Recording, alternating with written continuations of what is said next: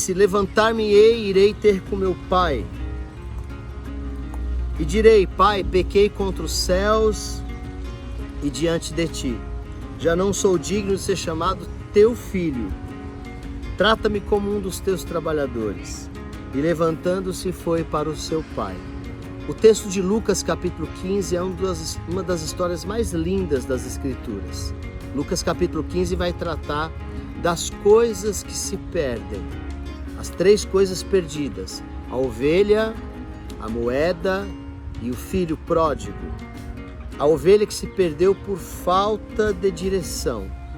A moeda que se perdeu por falta de cuidado. E o filho que se perdeu por muita obstinação. O texto de Lucas 15, vamos nos deter sobre o filho pródigo, que é atraído. Ele tinha tudo na casa do seu pai, mas atraído, seduzido pela curiosidade, pelo fascínio de um mundo desconhecido, achando que a liberdade lhe traria a felicidade que ele não tinha. Foi o seu maior engano e o seu pior equívoco. Ele pede então uma herança que ainda não lhe era por direito total e, obstinado pelo poder, pelos recursos, vai e se distancia da casa do seu pai. Os recursos se esgotam, os amigos o abandonam e aquilo que ele recusou em fazer na casa do pai com alegria, teve que fazer com dor e tristeza para um estranho.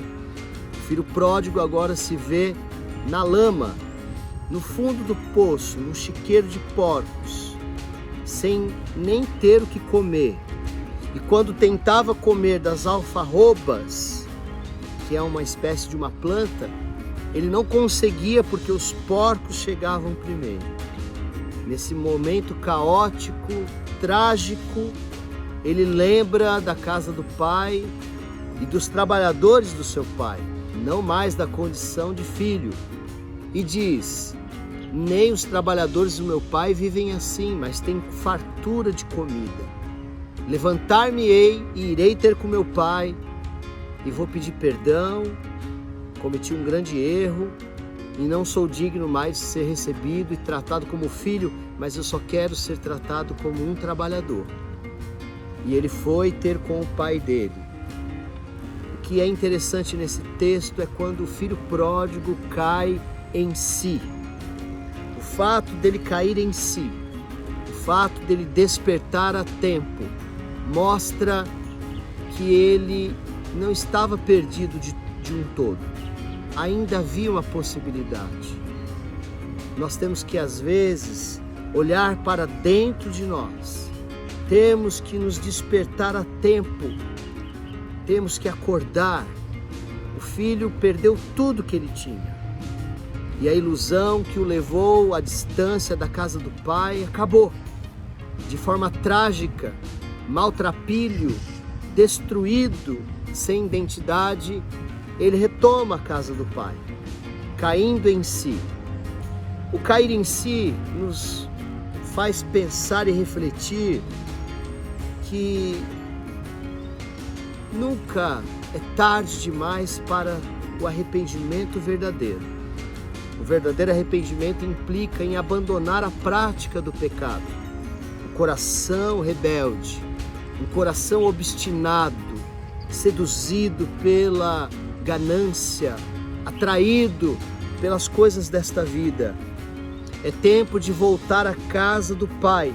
Tudo que o filho procurou fora da casa, acabou encontrando quando volta para casa. Ele pode encontrar, você pode encontrar. É momento de voltar à casa do pai, é momento de voltar à filiação paterna. É momento de voltar aos braços de Deus. O filho estava morto, estava perdido. Ele estava morto, mas foi achado com vida, e estava perdido, mas foi encontrado. Se você está perdido, Jesus está dizendo hoje: eu sou o caminho. Se você está no erro da ignorância, Jesus está dizendo, eu sou a verdade. Ou se você está morto pelo pecado, Jesus está dizendo, eu sou a vida. O filho reconheceu que era melhor servir na casa do pai do que ser livre em qualquer outro lugar. Às vezes nós reclamamos tanto da igreja, reclamamos tanto de uma vida monótona, das coisas que encontramos na casa de Deus. Mas o filho pródigo entendeu, eu prefiro servir na casa do meu pai como um escravo do que ser livre em qualquer outro lugar. O mesmo pai que vai ao encontro do filho é o mesmo pai hoje que está de braços abertos para te receber. O pai de longe observa o filho. O pai não vai atrás do filho porque sabia que o filho voltaria para casa. O pai nos conhece e sabe que nós não vamos conseguir viver sem ele. Mas ansioso estava à espera do filho, e quando o vê de longe, maltrapilho, destruído, ele vai ao seu encontro e traz o anel da reconciliação. Coloca as sandálias da libertação da escravidão. Os escravos andavam descalços, mas o pai agora diz, ele não é escravo do mundo, mas ele é meu filho.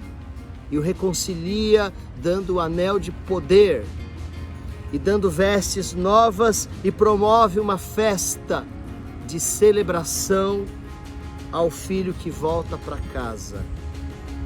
Deus, ele te ama tanto e ele quer você de volta. E você, quando cair em si, vai descobrir que o melhor lugar do mundo para estar é na casa do Pai.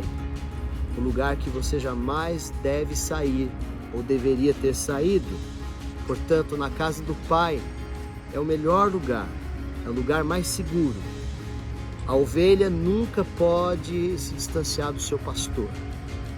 A moeda não podemos descuidar daquilo que é valioso, que tem valor, porque podemos perder. E o filho nunca pode sair da presença do pai ou dos olhos do seu pai. O mundo terá janelas atrativas, sedutoras, para te tirar da casa do teu pai. Mas nada se compara ao lar, a casa do pai, a comida do nosso lar. O filho descobre que a melhor comunhão é com o pai. E nós temos o resumo dessa história. No começo, um filho que desejava um pai vivo, morto. Agora, ele é um filho morto que é encontrado pelo pai com vida. E o outro filho que estava com vida é encontrado morto pelo pai. Que nós sejamos filhos que jamais nos distanciemos da casa do Pai. O melhor lugar para estar é junto dele, sobre a sua tutela, sobre os seus cuidados, sobre a sua filiação.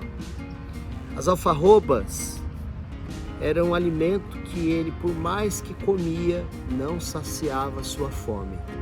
Nenhuma comida terá poder de saciar a tua fome se não for o pão da casa do Pai, Jesus Cristo, o nosso Senhor.